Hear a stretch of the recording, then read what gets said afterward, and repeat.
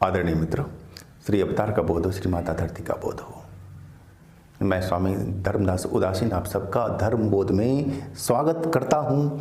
और आज का विषय है कि हमारी सरकार मुसलमानों के आगे झुकी है कितनी बार।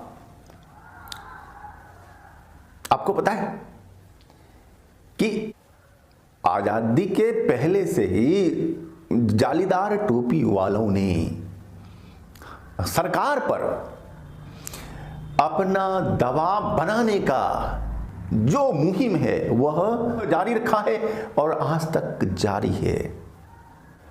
और कम से कम 10 बार सरकार की नाक में दम उसने दिया कर और उसकी बात मानने के लिए हमारी सरकार, कमजोर सरकार और कह ले निकम्मी सरकार, उसकी बात मानने के लिए हो जाती है मजबूर। उसके सामने, उसके अनुचित मांगों के सामने अगर मांगे उचित हो और मांगे मानी जाए तो ये अच्छी बात है।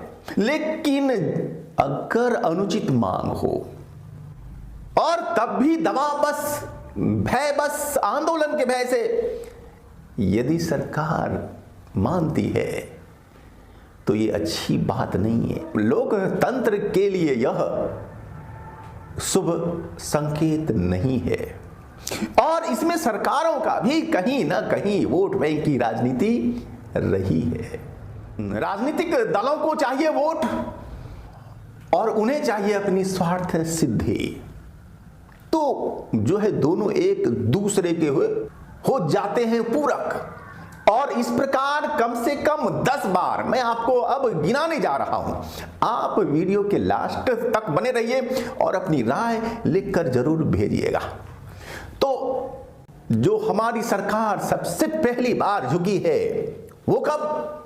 देश के बंटवारे का प्रस्ताव मुस्लिम लीग ने रखा, अंग्रेज सरकार के सामने और अंतरिम सरकार के सामने, और अंततः कांग्रेस ने भी मान लिया और हमारी अंतरिम सरकार ने भी मान लिया।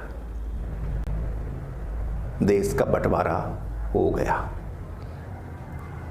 और इसका वजह ये सोच, उनकी सोच ऐसी कि अब तो यहां पर लोकतंत्र स्थापित होने जा रहा है और हम संख्या में हैं कम, इसलिए हमें अब उनके अंदर रहना होगा।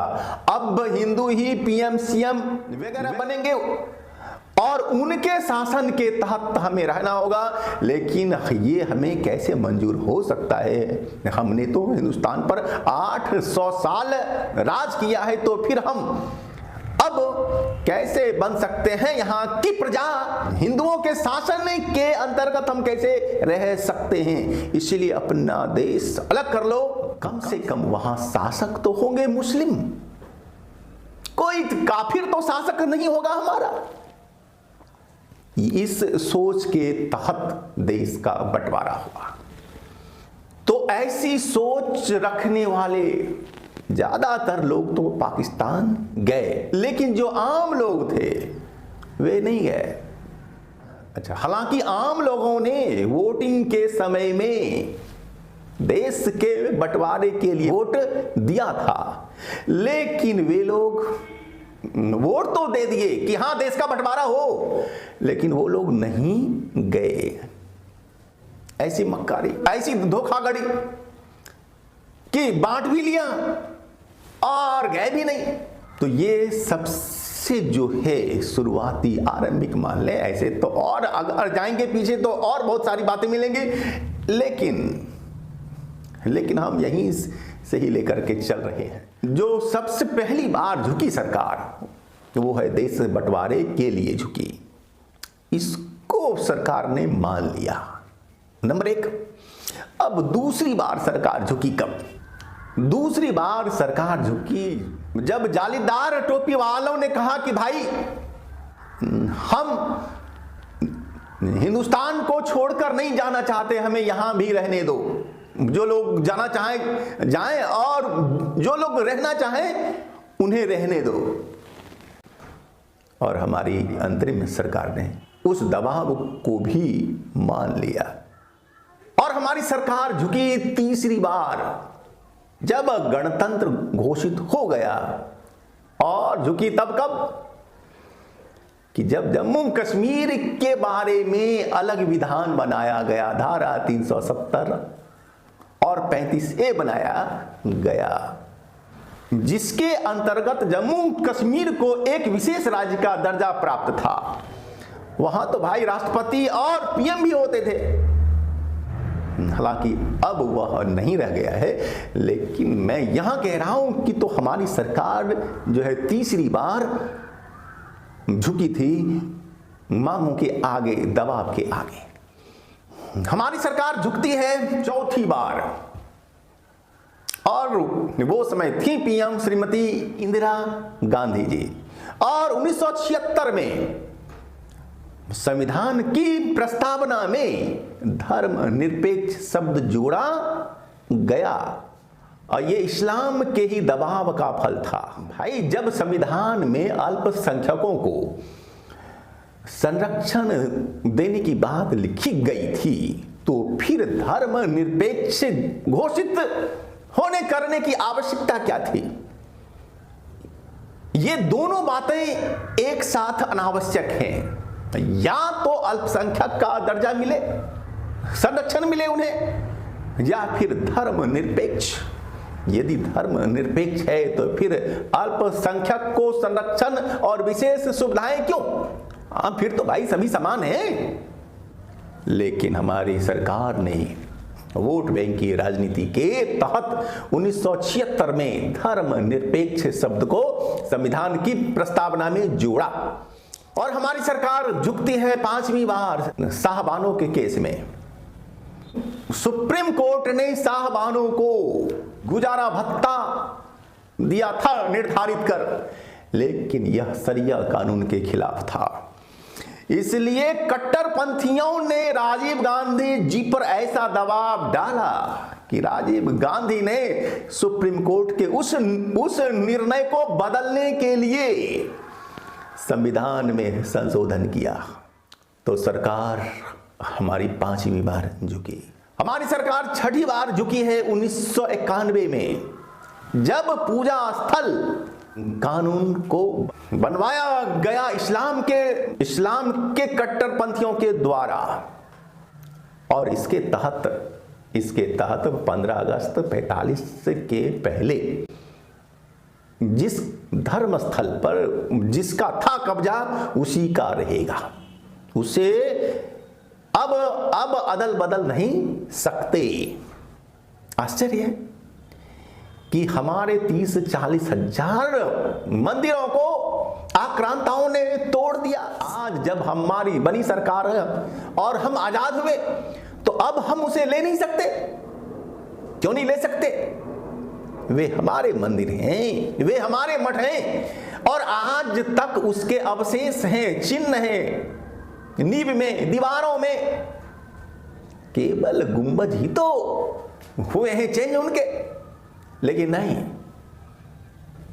कांग्रेस ने इस्लामिक जिहादियों के आगे आत्मसमर्पण दिया कर और वो झुक गई। हमारी सरकार 7वीं बार झुकती है फिर 1992 में, जबकि तो 5 वर्गों को अल्पसंख्यक घोषित किया जाता है और अल्पसंख्यक के नाम पर विशेष सुविधा संरक्षण दी जाती है और अल्पसंख्यक कार्य मंत्रालय अलग बनाए जाते हैं। अगर भारत धर्मनिरपेक्ष है तो फिर अल्पसंख्यकवाद की नीति क्यों? और अगर अल्पसंख्यक को संरक्षण विशेष आप सुविधा दे रहे हैं तो फिर धर्मनिरपेक्ष कैसे हुआ? यह बताइए, दोनों एक साथ कैसे हो सकता है? 8वीं बार हमारी सरकार झुकी है। 1995 में वक्फ बोर्ड को विशेष अधिकार दिया गया। एक एनजीओ थी वक्फ बोर्ड, लेकिन कांग्रेस को वोट बैंक की राजनीति थी करनी और वक्फ बोर्डों को विशेष कानूनी संरक्षण प्रावधान और अधिकार दिए गए। और ऐसा ही हिंदुओं के लिए क्यों नहीं है? ऐसा ही हिंदुओं के लिए कोई बोर्ड, संगठन, विशेष संरक्षण अधिकार क्यों नहीं है? क्यों केवल इस्लाम के मानने वालों के लिए ही है? क्यों ऐसा?